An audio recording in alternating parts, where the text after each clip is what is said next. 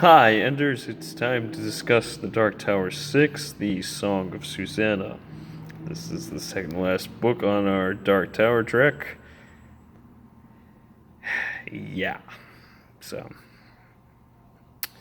where do we begin? The Song of Susannah picks up almost immediately, the very night after the end of Wolves and Kala.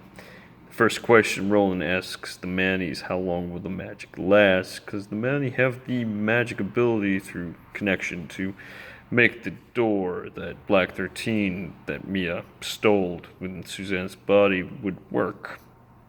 If that makes any sense. Hope it does. So Mia slash Susannah went to the year of 1999. They are going to a restaurant known as the Dixie Pig, which is ran by the Crimson King. It's where all his cronies are kind of hanging out. Mia, turns out, made a Faustian deal with Richard Sayer, who runs the Sombra Corporation, that if, that she give up her demonic immortality to raise the first couple years of the child she's carrying. Now, as it turns out, Mia is the succubus who screwed Roland in the first book, and is also the incubus who screwed Susannah in the third book. They're elementals that can switch sex. So, Mia plans to name the chap Mordred, and intends Mordred to fulfill his destiny by killing his father, Roland Deshane of Gilead. Yay. So, with that being said, Mia does eventually Susannah does make it to the Dixie Pig and is taken to Feddic Castle. So that's basically Susannah's arc in the story. Now, it breaks off into two other parts. Through the magic door in the cave, Don Callahan, the priest from Salem's Lot, Jake, and Oy are transported to New York in 1999, while Roland and Eddie are transported to 1977 East Stomington, Vermont. Now, there are multiple reasons, as Keen would tell you. Now, Jake and Callahan are hot on the trail of Mia, Susannah. They find Black 13 in her hotel room, and they put it in a locker in the basement of getting ahead of myself, of the Twin Towers. And after September 11th, Black 13 is supposedly buried under the rubble and never seen or heard from again. The arc with Jake and Callahan ends with Callahan and Jake saying Callahan saying the final rites for Jake and him before they step into the Dixie Pig.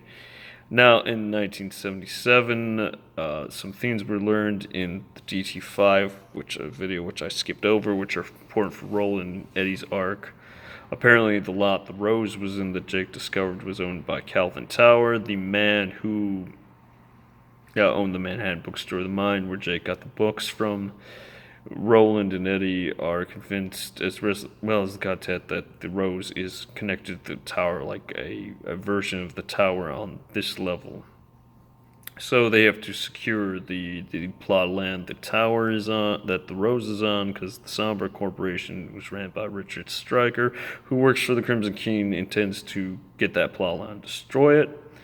So in 1977, they have a shootout with Enrico Balazar and his gentlemen, killing some of the guys they would kill originally in 1987. It's kind of funny. But they were hired by Sayer to try to get the plot of land that the Rose is on, and hired by Sayer again to try to kill Roland and Eddie. It doesn't work. Roland and Eddie come across John Cullum. They give John Cullum a message to get to Aaron Deepno and Calvin Tower, as well as Susannah's godfather and father's business partner, a man by the name of Moses Carver. Now, Carver, Cullum, and Deepno will form the quartet of the Rose.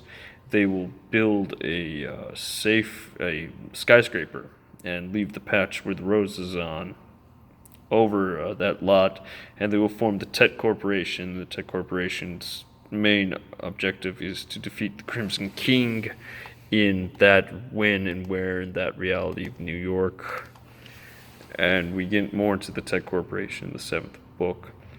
Also, while they're there, they discover that Stephen King has written Salem's Lot and started to write the Gunslinger's story, but it scared him. Roland is convinced that King himself is a god of some sort, but it turns out he's just an intermediary, a medium that the tower is using to communicate these stories. So Roland meets King with Eddie, and they hypnotize King with the bullet trick, and they convince King to start writing the books. The first book, the second book, the third book, the fourth book. And as the Song of Susannah draws to a conclusion, it concludes with the birth of Mordred, the creature that's the offspring of Roland's seed, and Susannah getting pregnant by it. Also ends with a message saying that Stephen King has been killed by a minivan in 1999. So that's where we leave Song of Susannah.